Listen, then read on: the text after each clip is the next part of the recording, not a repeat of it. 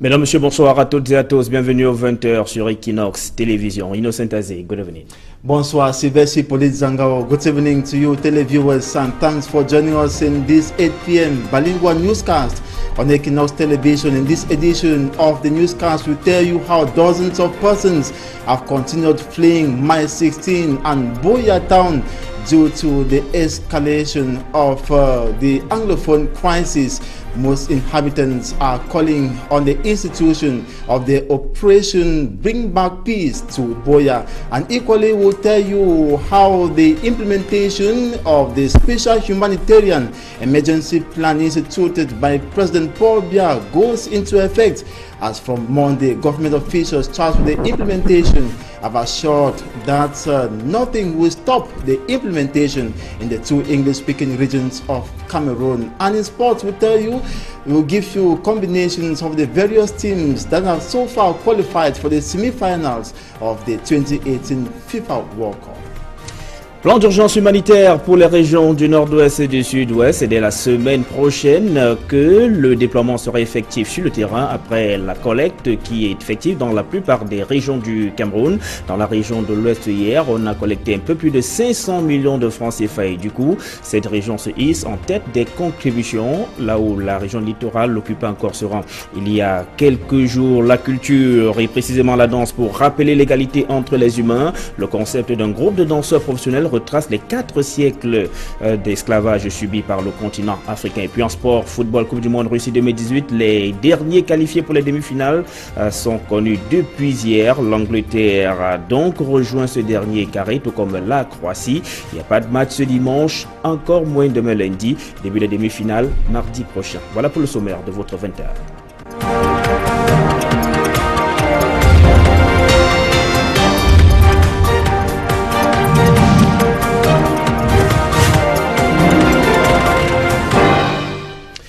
Une fois de plus, bonsoir, bienvenue aux 20h sur Equinox Télévision. Plan d'urgence humanitaire pour les régions du nord-ouest et du sud-ouest, selon l'annonce faite par le ministre de l'administration territoriale Paul Atangandi, qui assure la coordination du comité interministériel chargé de piloter ce plan d'urgence humanitaire pour les régions du nord-ouest et du sud-ouest. C'est dès donc la semaine prochaine, qui commence demain lundi, que les déploiements seront effectifs sur le terrain. Il sera question d'aller vers ces populations prises entre deux feux, ceux des affrontements entre l'armée camerounaise et les sécessionnistes.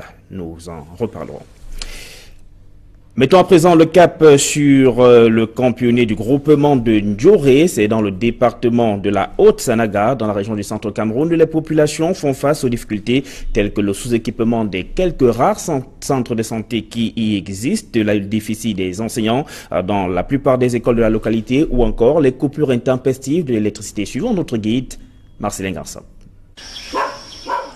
L'image est saisissante, celle de ce local appartenant à un privé et qui sert de salle d'hospitalisation dans un centre de santé de fortune. Nous sommes au village Camp Pionnier, dans le groupement de Ndjoré 2, arrondissement de Mbandjok, dans la Haute-Sanaga, région du centre. Un village comme celui-ci, qui possède plus de 5000 âmes. Il nous manque une carte de santé parce que nous vivons à l'état sauvage. Parce que quand il y a des fois tu es en brousse, tu te blesses, tu rentres, on ne peut même pas bien structurer la blessure parce qu'il n'y a pas ces moyens-là, il n'y a pas de produits. Ici, le centre de santé n'existe que dans les rêves et les populations sont obligées de faire contre mauvaise fortune bon cœur. Si l'État peut penser à nous afin de nous créer une case de santé, vu la densité de la population que vous avez entendu qui va plus de 4-5 000 âmes. Ici exerce une aide-soignante, dépourvue de tout. C'est la seule qui est en charge de la santé de plus de 5000 âmes. Je vous demande du soutien. Nous sommes au village. Ce qui fait qu'on envoie les malades en ville, c'est parce qu'on n'a pas le matériel, on n'a pas l'équipement. On a besoin de l'équipement. On veut le matériel, on veut les produits. Sur le plan de l'éducation, le tableau est plus que noir. Bien que doté d'infrastructures acceptables, l'école publique du village souffre d'un manque criard d'enseignants. L'école compte 457 élèves, mais avec un seul enseignant d'État. Nous sommes obligés d'utiliser le maître des parents pour nous savoir ce que ça peut coûter à l'APE. Il y a également le problème de l'eau. Les enfants n'étant pas autorisés à sortir du cadre scolaire pour aller chercher de l'eau au quartier. ils doivent rester aux heures de classe à l'école. Donc si on peut avoir un fourrage, ou bien alors on peut aménager. L'argent qu'on dépense pour payer les enseignants vacataires, cela pouvait nous permettre aussi de creuser le puits, comme il nous manque là aussi, là, qu'on pouvait creuser aussi certains puits là pour que certains parmi nous là, puissent se ravitailler. Le recours aux instituteurs vacataires a un coût que les villageois ne parviennent pas à supporter. Si on fait 5 photos, ça fait 150 000 francs par mois. C'est beaucoup d'argent. Ce n'est pas tout le monde qui comprend bien que ces mecs des parents doivent être payés par leur argent. Ils demandent toujours qu'est-ce que l'État fait. Pourquoi on a créé l'école? Apparemment, ils sont essoufflés. Le logement ici est une autre paire de manches. C'est une équation à plusieurs inconnus. Vous voyez, nous habitons le foyer des jeunes du village. Et quand il y a réunion, nous gênons beaucoup la population. Donc si comme ailleurs, on peut nous envoyer également quelques maisons d'astreinte pour qu'on libère le foyer du village. Ça sera vraiment intéressant. L'accès aux autres services sociaux de base, tels que l'eau, l'électricité et la route, est un véritable casse-tête chinois. L'unique point d'eau du village est l'objet de toutes les convoitises. Et il arrive même que des gens bagarrent pour une goutte du précieux liquide. Le château d'eau qui est ici, que derrière moi, ce château a été fait. Mais jusqu'à aujourd'hui, là, même une goutte d'eau n'est jamais coulée là. Jusqu'à, voilà, ça, la rouille est en train de détruire ça comme ça. Il y a aussi le problème de l'électricité. Nous avons baisse de tension. Mais la mairie a promis de nous faire des routes. Mais on a eu cette promesse, mais ce n'est pas encore réalisé. L'État a quand même doté un poste de police. Donc il y a le manque du personnel au point qu'il n'y a pas de secours, au moment qu'il y a des inconvénients. À ces difficultés s'ajoute une insécurité, elle-même exacerbée par les fléaux dont les jeunes du village sont les instigateurs. Un vrai gâchis. Les promesses d'assassinat, les meurtres, les raquettes, les vols et tout. Ce n'est pas l'image de la jeunesse camerounaise dont nous en avons besoin. Ce que moi je souhaiterais, si la jeunesse de ce village peut vraiment prendre conscience, une jeunesse ardente au travail, une jeunesse qui peut fournir de l'espoir pour le développement du village. Les 5000 âmes du camp pionnier du groupement de Ndioré 2 nourrissent l'espoir de voir un jour leur village sortir du sous-développement. Jusqu'ici, leurs multiples cris de détresse retentissent dans le vide. Ils attendent de pied ferme les politiciens d'un jour qui viennent battre campagne, récoltent des voix, puis disparaissent dans la nature pendant la durée de leur mandat. C'est au prix de l'amélioration de leurs conditions de vie qu'ils entendent désormais voter. Ainsi tranche-t-il, le cœur meurtri. On ne peut pas s'en sortir. On ne peut pas. 4 siècles d'esclavage subi par l'Afrique retracé dans un spectacle de danse. L'idée menée par des danseurs professionnels vise à affirmer l'égalité entre les humains. Des précisions de Joël Essengue et Jean-Guy Zogo. C'est un souvenir douloureux, celui de l'esclavage qui a sévi en Afrique pendant 4 siècles. Un spectacle de danse se propose de remettre en lumière cette histoire souvent oubliée aujourd'hui. On a retracé les 4 siècles de l'esclavage en 1h30. Vous avez là sur la scène 47 acteurs, du chanteur, danseur, comédien, percussionniste. On retrace les 4 siècles de l'esclavage. L'étape où les Blancs ont transporté les Africains, l'étape où les Africains reconnaissent leurs fautes. Il y a une étape aussi que nous, les Africains, nous oublions qu'il y a des Blancs qui sont morts pour défendre la cause des Noirs. Aujourd'hui, c'est pour ça d'ailleurs le titre Song Together. Pour le metteur en scène, il est question de faire passer le message de l'unité au-delà des différences. Nous sommes un, que nous soyons noirs, que nous soyons blancs, que nous soyons jaunes, que nous soyons quoi, nous sommes un au jour d'aujourd'hui. Les siècles passés sont passés. Aujourd'hui, le monde est un et nous devons savoir que nous vivons ensemble. Peu importe donc les singularités, à l'image du choix de la langue du spectacle qui s'inspire d'abord de l'air Fan Betty. Le choix de la langue aujourd'hui en Ewondo ou en Boule, comme vous entendez, c'est parce que nous commençons au Cameroun, chez nous, précisément à Yaoundé. Mais à la longue, ça va être modifié, les chansons vont être modifiées en toutes les langues, en tous les patrons. Pour un début, le spectacle Stronger Together compte 47 danseurs, mais au fil du temps, cette troupe va s'étoffer pour compter finalement 200 danseurs recrutés dans 14 pays africains ayant connu l'esclavage. Ce spectacle sera arrivé à maturité dans 5 ans. L'agriculture peut-elle se positionner comme l'un des meilleurs moyens de lutte contre le chômage au Cameroun? Des opportunités abondent dans ce secteur d'activité pourtant négligé par de nombreux jeunes Camerounais. Dallas Bartel-Chana, Jean-Paul Chuniat. Présenté comme solution durable au chômage d'une jeunesse camerounaise sans emploi, le travail de la terre est loin d'être une tâche facile. Malgré bonne volonté et abnégation, le cultivateur fait face à de nombreuses difficultés, entre autres le défaut de ressources conséquentes pour l'acquisition des intrants et machines agricoles. Vous êtes obligé de lutter contre tout insecte dangereux en champ. Vous êtes obligé d'abandonner même certaines urgences pour aller suivre votre culture. Parfois vous attendez la pluie, il n'y en a pas. Vous voulez irriguer le ruisseau qui est en bas ne peut même pas produire 1000 litres d'eau en 5 minutes. Donc les difficultés en agriculture camerounaise sont vraiment énormes. Même les différents programmes publics d'appui aux producteurs n'osent résorber les soucis des jeunes ayant l'agriculture en projet. Le nombre de bénéficiaires des projets programmes est toujours très faible par rapport à la demande. Il y a une dynamique d'accompagnement des producteurs vers des structures de microfinance qui accordent des facilités aux producteurs pour pouvoir démarrer l'activité. Disponibilité des engrais chimiques, machines, expertise agronomique ou même fertilité des sols, à elles seules, sont bien insuffisantes pour assurer une production massive. Quand vous voulez importer 1 kg de semences, vous êtes obligé de payer 300 000. Vous voulez importer 1 tonne de semences, vous êtes obligé de payer 300 000.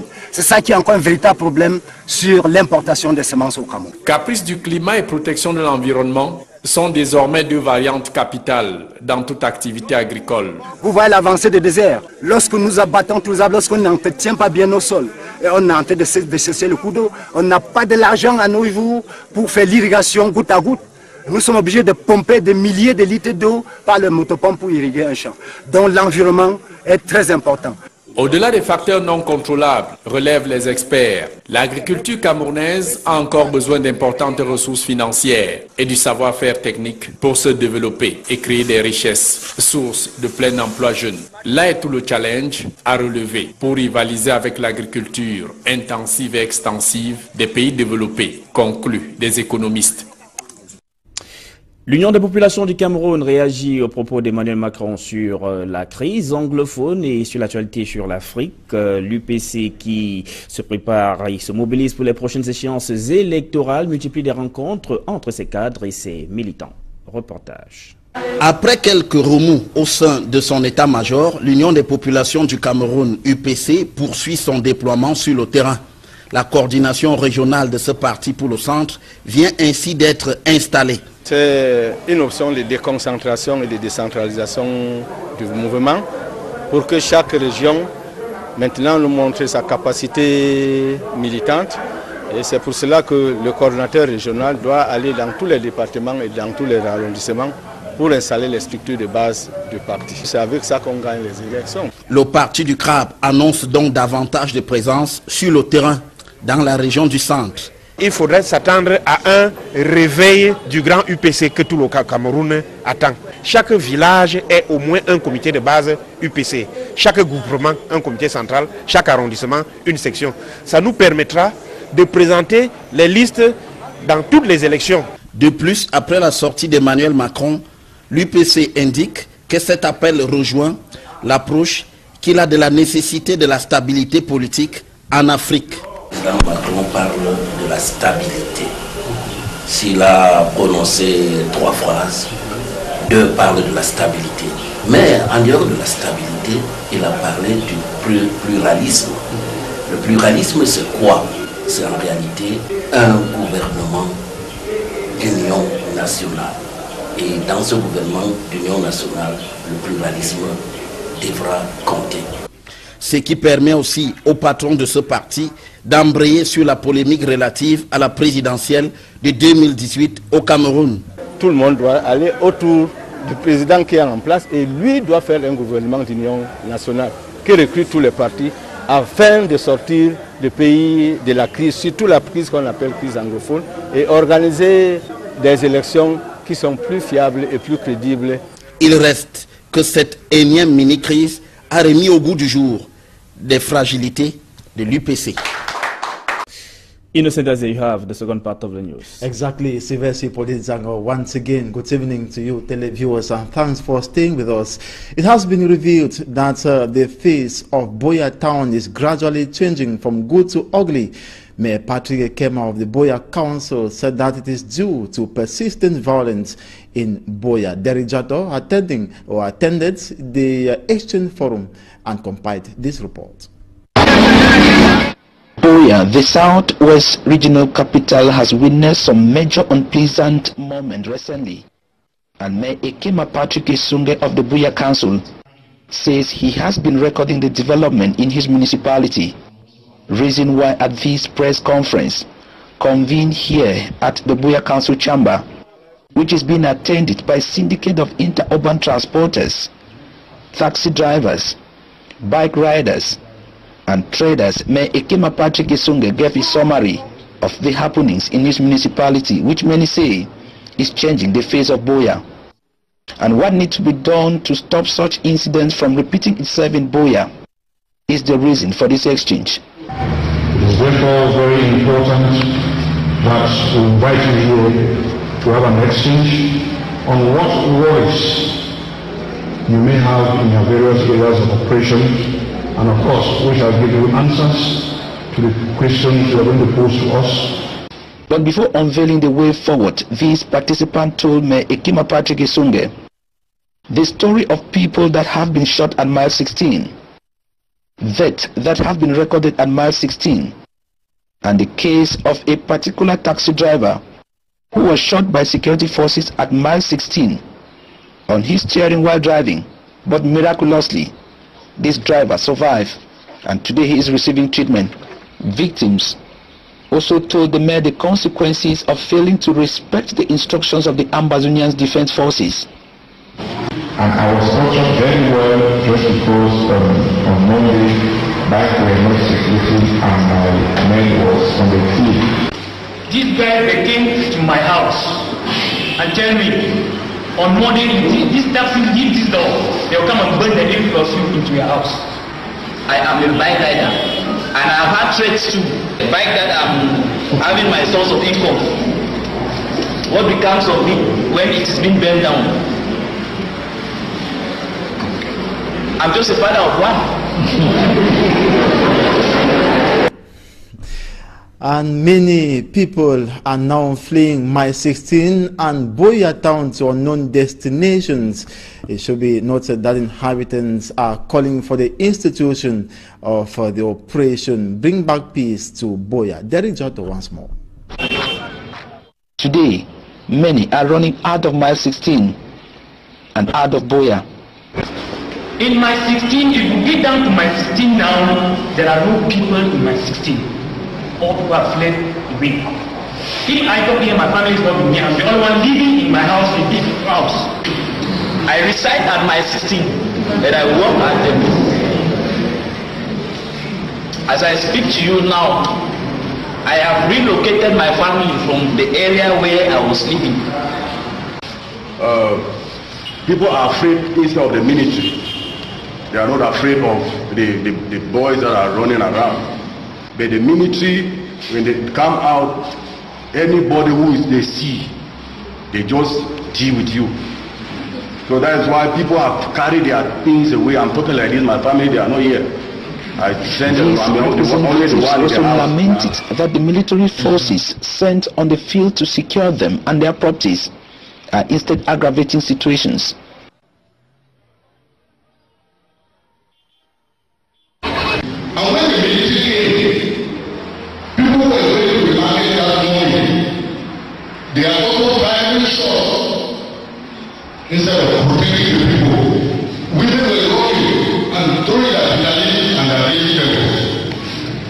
In fact, this morning, this is not the way the military is supposed to work. If there's a possibility of organizing a workshop to educate the military on better ways of being trained in the forces.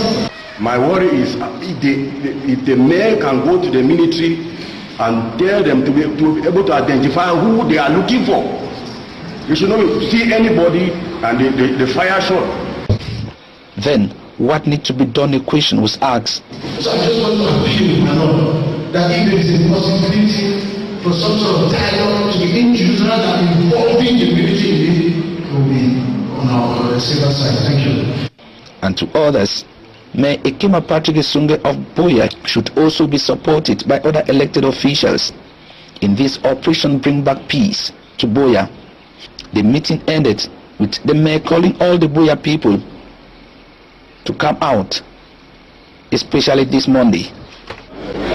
Monday, all and sundry should take its responsibilities or responsibility to get the economy of the town moving on rails. And Mayor Patrick Ekema has equally called on the troubled population to calm down and move on with their various activities normally, assuring them absolute security. Let's have an excerpt of him. As head of this municipality in the domains cited supra,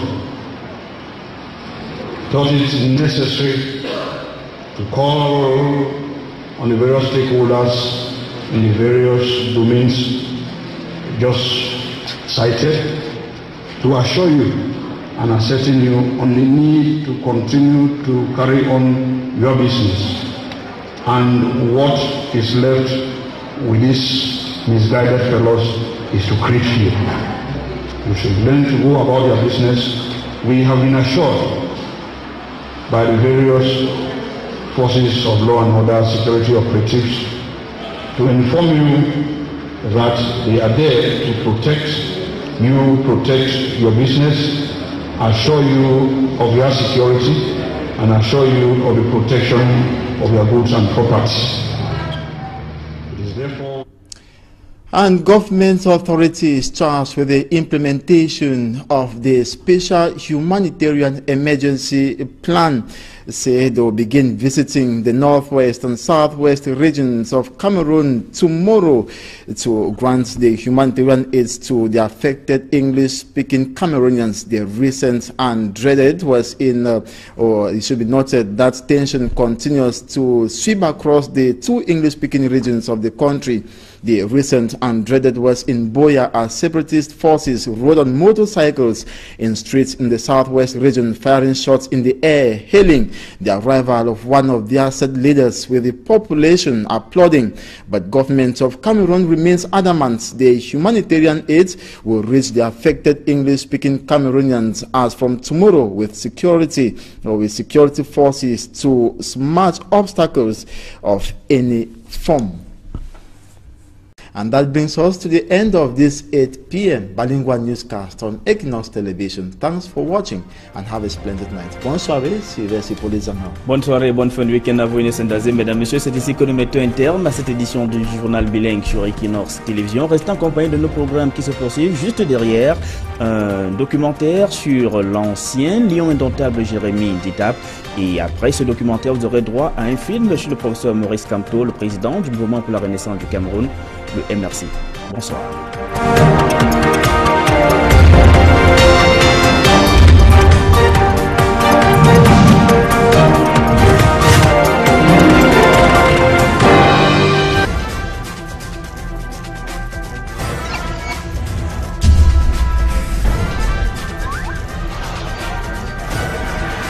Equinox Télévision, au-delà de l'image, nous rendons compte. Vous voulez importer une tonne de semences, vous êtes obligé de payer 300 000. C'est ça qui est encore un véritable problème sur l'importation des semences au Cameroun. Caprice du climat et protection de l'environnement sont désormais deux variantes capitales dans toute activité agricole. Vous voyez l'avancée des déserts. Lorsque nous abattons tous les arbres, lorsqu'on n'entretient pas bien nos sols, et on est en train de cesser le cours d'eau, on n'a pas de l'argent à nos jours pour faire l'irrigation goutte à goutte.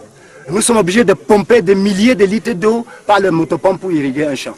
Donc l'environnement est très important. Au-delà des facteurs non contrôlables, relèvent les experts, l'agriculture camerounaise a encore besoin d'importantes ressources financières et du savoir-faire technique pour se développer et créer des richesses, source de plein emploi jeune. Là est tout le challenge à relever pour rivaliser avec l'agriculture intensive et extensive des pays développés, concluent des économistes. L'Union des populations du Cameroun réagit aux propos d'Emmanuel Macron sur la crise anglophone et sur l'actualité sur l'Afrique. L'UPC qui se prépare et se mobilise pour les prochaines échéances électorales multiplie des rencontres entre ses cadres et ses militants. Reportage. Après quelques remous au sein de son état-major, l'Union des populations du Cameroun, UPC, poursuit son déploiement sur le terrain. La coordination régionale de ce parti pour le centre vient ainsi d'être installée. C'est une option de déconcentration et de décentralisation du mouvement pour que chaque région maintenant nous montre sa capacité militante. Et c'est pour cela que le coordinateur régional doit aller dans tous les départements et dans tous les arrondissements pour installer les structures de base du parti. C'est avec ça qu'on gagne les élections. Le parti du crabe annonce donc davantage de présence sur le terrain dans la région du centre. Il faudrait s'attendre à un réveil du grand UPC que tout le Cameroun attend. Chaque village est au moins un comité de base UPC. Chaque groupement, un comité central. Chaque arrondissement, une section. Ça nous permettra de présenter les listes dans toutes les élections. De plus, après la sortie d'Emmanuel Macron, l'UPC indique que cet appel rejoint l'approche qu'il a de la nécessité de la stabilité politique en Afrique. Le président Macron parle de la stabilité. S'il a prononcé 3 phrases, 2 parlent de la stabilité. Mais en dehors de la stabilité, il a parlé du pluralisme. Le pluralisme, c'est quoi? C'est en réalité un gouvernement d'union nationale. Et dans ce gouvernement d'union nationale, le pluralisme devra compter. Ce qui permet aussi au patron de ce parti d'embrayer sur la polémique relative à la présidentielle de 2018 au Cameroun. Tout le monde doit aller au...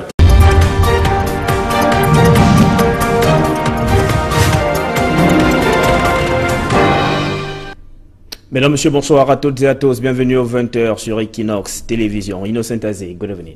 Bonsoir, Sylvester Polizangao. Good evening to you, televiewers, and thanks for joining us in this 8 p.m. bilingual newscast on Equinox Television. In this edition of the newscast, we tell you how dozens of persons have continued fleeing Mile 16 and Buea Town due to the escalation of the Anglophone crisis.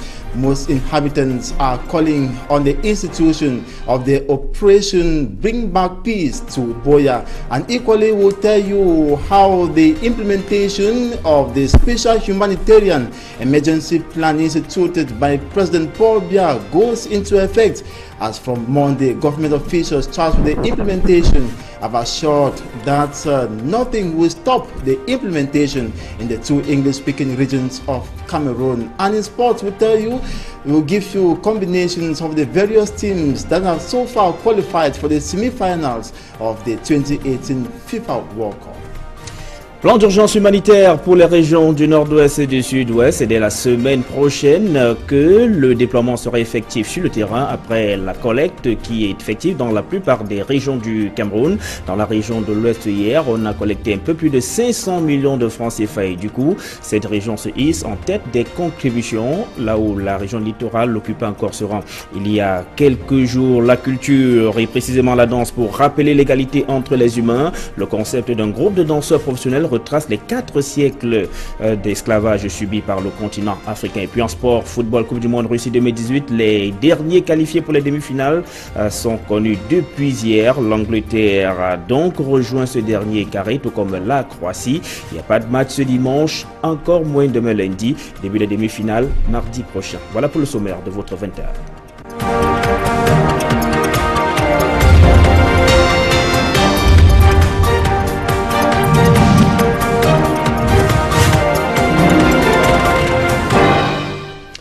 Une fois de plus, bonsoir, bienvenue aux 20h sur Equinox Télévision. Plan d'urgence humanitaire pour les régions du nord-ouest et du sud-ouest, selon l'annonce faite par le ministre de l'administration territoriale Paul Atangandi, qui assure la coordination du comité interministériel chargé de piloter ce plan d'urgence humanitaire pour les régions du nord-ouest et du sud-ouest. C'est dès donc la semaine prochaine, qui commence demain lundi, que les déploiements seront effectifs sur le terrain. Il sera question d'aller vers ces populations prises entre deux feux, ceux des affrontements entre l'armée camerounaise et les sécessionnistes. Nous en reparlerons.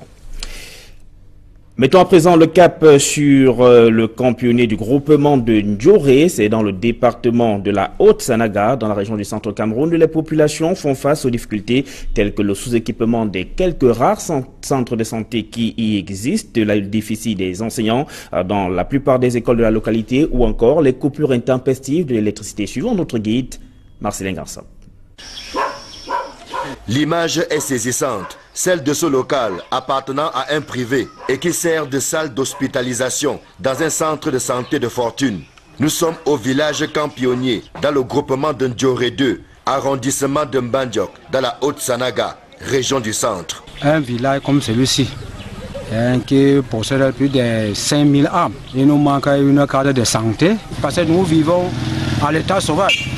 Parce que quand il y a des fois, tu es en brousse, tu te blesses, tu rentres, bon, on ne peut même pas bien structurer la blessure parce qu'il n'y a pas ces moyens-là, il n'y a pas de produits. Ici, le centre de santé n'existe que dans les rêves et les populations sont obligées de faire contre mauvaise fortune bon cœur. Si l'État peut penser à nous afin de nous créer une case de santé, vu la densité de la population que vous avez entendu qui va plus de 4-5 000 âmes. Ici exerce une aide-soignante, dépourvue de tout. C'est la seule qui est en charge de la santé de plus de 5000 âmes. Je vous demande du soutien. Nous sommes au village. Ce qui fait qu'on envoie les malades en ville, c'est parce qu'on n'a pas le matériel, on n'a pas l'équipement. On a besoin de l'équipement. On veut le matériel, on veut les produits. Sur le plan de l'éducation, le tableau est plus que noir. Bien que doté d'infrastructures acceptables, l'école publique du village souffre d'un manque criard d'enseignants. L'école compte 457 élèves, mais avec un seul enseignant d'État. Nous sommes obligés d'utiliser les maîtres des parents pour nous savoir ce que ça peut coûter à l'APE. Il y a également le problème de l'eau. Les enfants n'étant pas autorisés à sortir du cadre scolaire pour aller chercher de l'eau au quartier, ils doivent rester aux heures de classe à l'école. Donc si on peut avoir un fourrage, ou bien on peut aménager.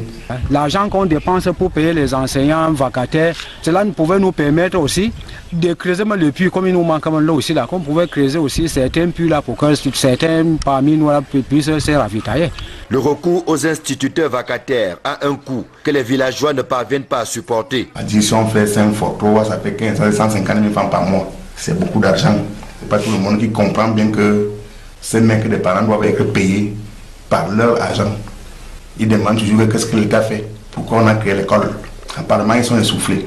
Le logement ici est une autre. Transporter les Africains, l'étape où les Africains reconnaissent leur faute. Il y a une étape aussi que nous, les Africains, nous oublions qu'il y a des Blancs qui sont morts pour défendre la cause des Noirs. Aujourd'hui, c'est pour ça d'ailleurs le titre Song Together. Pour le metteur en scène, il est question de faire passer le message de l'unité au-delà des différences. Nous sommes un, que nous soyons noirs, que nous soyons blancs, que nous soyons jaunes, que nous soyons quoi, nous sommes un au jour d'aujourd'hui. Les siècles passés sont passés. Aujourd'hui, le monde est un et nous devons savoir que nous vivons ensemble. Peu importe donc les singularités, à l'image du choix de la langue du spectacle qui s'inspire d'abord de l'air fan Betty. Le choix de la langue aujourd'hui en Ewondo ou en Boule, comme vous entendez, c'est parce que nous commençons au Cameroun, chez nous, précisément à Yaoundé. Mais à la longue, ça va être modifié, les chansons vont être modifiées en toutes les langues, en tous les patrons. Pour un début, le spectacle Stronger Together compte 47 danseurs, mais au fil du temps, cette troupe va s'étoffer pour compter finalement 200 danseurs recrutés dans 14 pays africains ayant connu l'esclavage. Ce spectacle sera arrivé à maturité dans 5 ans. L'agriculture peut-elle se positionner comme l'un des meilleurs moyens de lutte contre le chômage au Cameroun? Des opportunités abondent dans ce secteur d'activité pourtant négligé par de nombreux jeunes Camerounais. Dallas Bartel-Chana, Jean-Paul Chuniat. Présenté comme solution durable au chômage d'une jeunesse camerounaise sans emploi, le travail de la terre est loin d'être une tâche facile. Malgré bonne volonté et abnégation, le cultivateur fait face à de nombreuses difficultés, entre autres le défaut de ressources conséquentes pour l'acquisition des intrants et machines agricoles. Vous êtes obligé de lutter contre tout insecte dangereux en champ. Vous êtes obligé d'abandonner même certaines urgences pour aller suivre votre culture. Parfois, vous attendez la pluie, il n'y en a pas. Vous voulez irriguer le ruisseau qui est en bas ne peut même pas produire 1000 litres d'eau en 5 minutes. Donc les difficultés en agriculture camerounaise sont vraiment énormes. Même les différents programmes publics d'appui aux producteurs n'osent résorber les soucis des jeunes ayant l'agriculture en projet. Le nombre de bénéficiaires des projets programmes est toujours très faible par rapport à la demande. Il y a une dynamique d'accompagnement des producteurs vers des structures de microfinance qui accordent des facilités aux producteurs pour pouvoir démarrer l'activité. Disponibilité des engrais chimiques, machines, expertise agronomique ou même fertilité des sols, à elles seules, sont bien insuffisantes pour assurer une production massive. Quand vous voulez importer 1 kg de semences, vous êtes obligé de payer 300 000. Le paie de manche, c'est une équation à plusieurs inconnus. Vous voyez, nous habitons le foyer des jeunes du village. Et quand il y a réunion, nous gênons beaucoup la population. Donc si comme ailleurs, on peut nous envoyer également quelques maisons d'astreinte pour qu'on libère le foyer du village. Ça sera vraiment intéressant. L'accès aux autres services sociaux de base, tels que l'eau, l'électricité et la route, est un véritable casse-tête chinois. L'unique point d'eau du village est l'objet de toutes les convoitises. Et il arrive même que des gens bagarrent pour une goutte du précieux liquide. Le château d'eau qui est ici, que derrière moi, ce château a été fait. Mais jusqu'à aujourd'hui, là, même une goutte d'eau n'est jamais coulée là. Jusqu'à, voilà, ça, la rouille est en train de détruire ça comme ça. Il y a aussi le problème de l'électricité. Nous avons baisse de tension. Mais la mairie a promis de nous faire des routes. Mais on a eu cette promesse, mais ce n'est pas encore réalisé. L'État a quand même doté un poste de police. Donc il y a le manque du personnel au point qu'il n'y a pas de secours au moment qu'il y a des inconvénients. À ces difficultés s'ajoute une insécurité, elle-même exacerbée par les fléaux dont les jeunes du village sont les instigateurs. Un vrai gâchis. Les promesses d'assassinat, les meurtres, les raquettes, les vols et tout. Ce n'est pas l'image de la jeunesse camerounaise dont nous en avons besoin. Ce que moi je souhaiterais, si la jeunesse de ce village peut vraiment prendre conscience, une jeunesse ardente au travail, une jeunesse qui peut fournir de l'espoir pour le développement du village. Les 5000 âmes du camp pionnier du groupement de Ndioré 2 nourrissent l'espoir de voir un jour leur village sortir du sous-développement. Jusqu'ici, leurs multiples cris de détresse retentissent dans le vide. Ils attendent de pied ferme les politiciens d'un jour qui viennent battre campagne, récoltent des voix, puis disparaissent dans la nature pendant la durée de leur mandat. C'est au prix de l'amélioration de leurs conditions de vie qu'ils entendent désormais voter. Ainsi tranche-t-il le cœur meurtri. On ne peut pas s'en sortir. On ne peut pas. 4 siècles d'esclavage subi par l'Afrique retracé dans un spectacle de danse. L'idée menée par des danseurs professionnels vise à affirmer l'égalité entre les humains. Des précisions de Joël Essengue et Jean-Guy Zogo. C'est un souvenir douloureux, celui de l'esclavage qui a sévi en Afrique pendant 4 siècles. Un spectacle de danse se propose de remettre en lumière cette histoire souvent oubliée aujourd'hui. On a retracé les 4 siècles de l'esclavage en 1h30. Vous avez là sur la scène 47 acteurs, du chanteur, danseur, comédien, percussionniste. On retrace les 4 siècles de l'esclavage. L'étape où les Blancs ont